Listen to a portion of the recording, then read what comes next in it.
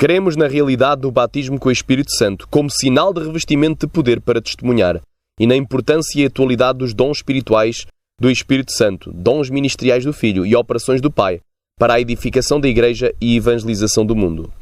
Cremos na realidade do batismo com o Espírito Santo com a evidência inicial de falar em novas línguas como sinal de revestimento de poder para testemunhar.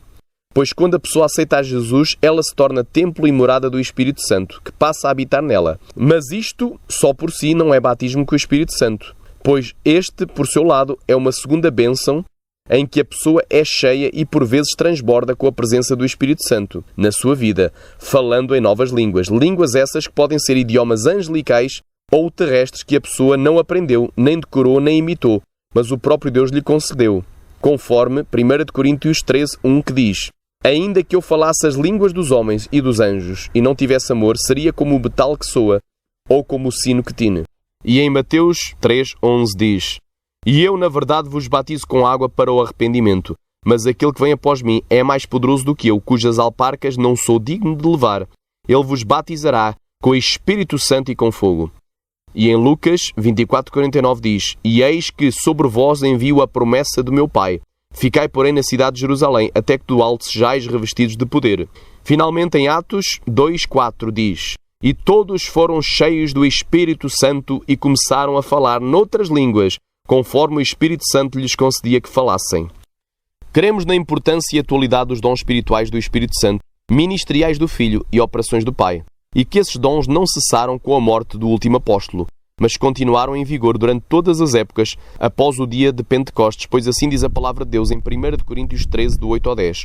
O amor nunca falha, mas havendo profecias serão aniquiladas, havendo línguas cessarão, havendo ciência desaparecerá, porque em parte conhecemos e em parte profetizamos. Mas, quando vier o que é perfeito, então o que é em parte será aniquilado, o que significa que somente deixarão de ser manifestos os dons espirituais através da Igreja na Terra quando a Igreja for arrebatada na vinda de Jesus. E a Bíblia diz em 1 Coríntios 12, do 8 ao 10: porque a um pelo Espírito é dada a palavra da sabedoria, e a outro pelo mesmo Espírito a palavra da ciência, e a outro pelo mesmo Espírito a fé, e a outro pelo mesmo Espírito os dons de curar, e a outro a operação de maravilhas, e a outro a profecia, e a outro o dom de discernir os espíritos, e a outra a variedade de línguas, e a outra a interpretação de línguas. E em Efésios 4:11 diz: ele mesmo deu uns para apóstolos, e outros para profetas, e outros para evangelistas, e outros para pastores e doutores. Finalmente, em 1 Coríntios 12:6 diz: e há diversidade de operações, mas é o mesmo Deus que opera tudo em todos. Cremos que esses dons servem para a edificação da Igreja e evangelização do mundo, pois diz a palavra de Deus em 1 Coríntios 14:12: assim também vós, como desejais dons espirituais, procurai abundar neles para a edificação da Igreja.